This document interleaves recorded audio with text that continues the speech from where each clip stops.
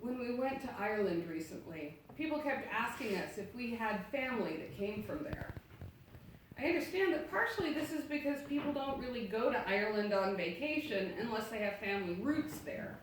The reputation for being rainy and gloomy keeps people away. It's a beautiful place. Don't believe the hype. Names have power. They situate someone. They tell you who their people were, their history.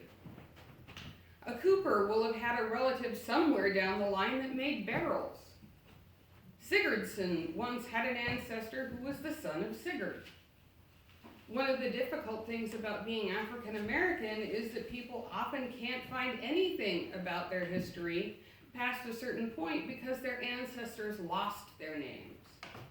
They became property without a history or a family. They will be called in someone's will 20-year-old male slave. They may have the last name given to them at the end of slavery, which marked them with the name of the master, even though they were theoretically free. A name situates you. Names are usually given to the well-off or the distinguished, not the poor. There was such furor over the Duke and Duchess of Suffolk calling their child Archie Harrison Mountbatten Windsor. Each name was analyzed for the reasoning for the choice and the meaning for the couple. His brother's last name is actually Cambridge. Jesus hardly ever has names in his parables. He will call people a certain rich man or something like that. But it is so uncommon for him to have names in parables that I found people arguing on the internet whether or not this was really a parable because it has a name in it. And not only that, the one that has the name is not the rich man, but the beggar. Lazarus is important, at least to Jesus. The rich man may not know his name, but Jesus does, and we are expected to remember that as well. The rich man goes in and out of his gate every morning and doesn't see Lazarus. I have no doubt he knows he's there, but he doesn't really look at him. He doesn't pay attention to who he is and what needs he has. He's part of the environment, like all the other beggars that cross his path during the day. Would he have lost anything by giving him the scraps off his table? Of course not. But he didn't even think of it.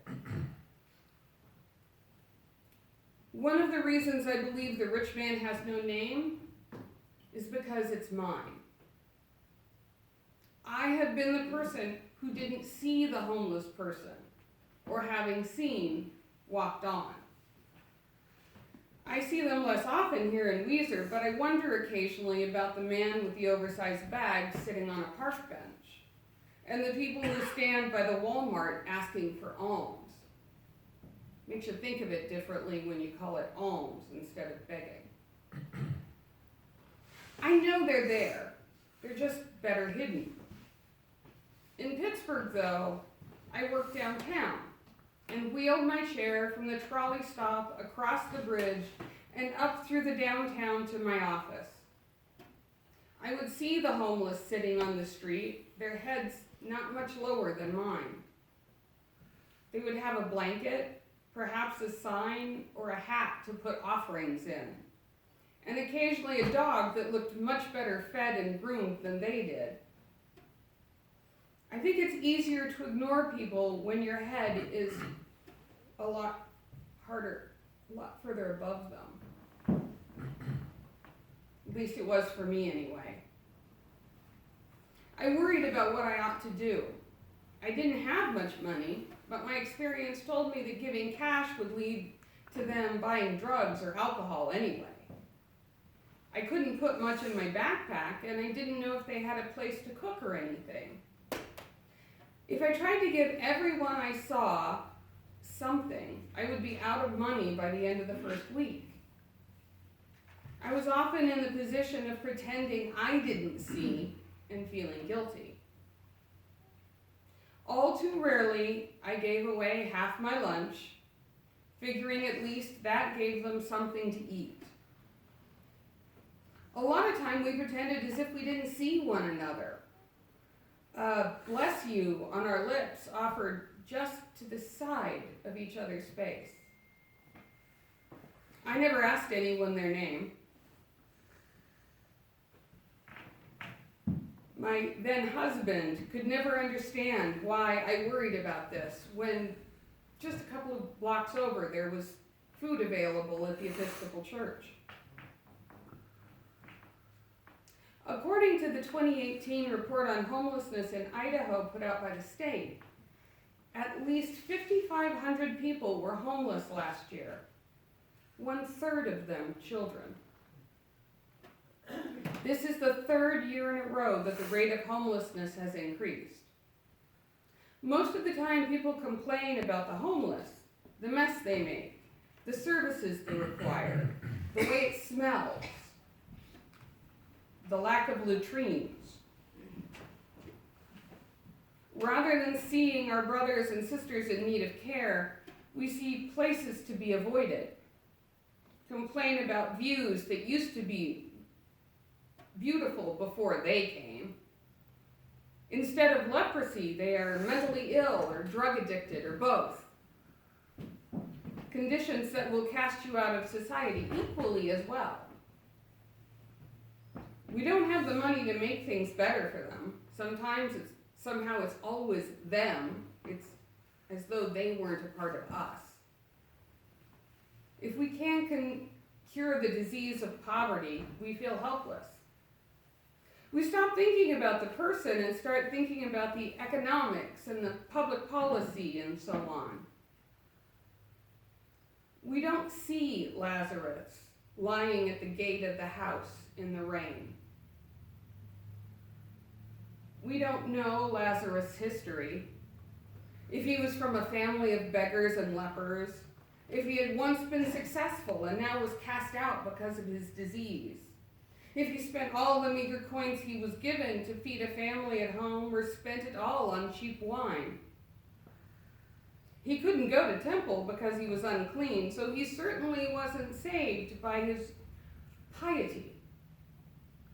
Perhaps, as the psalm for this week says, because he is bound to me in love, therefore I will deliver him. I will protect him because he knows my name. He shall call upon me, and I will answer him. I am with him in trouble. I will rescue him and bring him to honor. What we do know is that Lazarus is carried by angels to heaven to be with Abraham, and the rich man to Hades to be tormented because of his lack of compassion and mercy.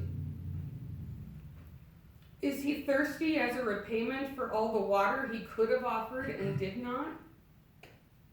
God wasn't expecting the rich man to cure poverty or suffering, or leprosy for that matter. God expected him to see the person at his feet, to care at least as much as the dogs did, who at least cleaned his wounds. If he had done something for the man, seen him as another child of God and not just part of the scenery or a problem that would always be with us, he wouldn't be in torment. Lazarus for him was nameless and faceless, someone whose needs did not call out to him. But when the tables were turned, he still wanted Lazarus to see and care for his needs when he was in torment. Homelessness is personal. Each one has a name and a face and a story. It doesn't matter who they are or what life they have lived to be where they are. It matters who we are and whether we can see the face of Jesus in those we would rather not see at all.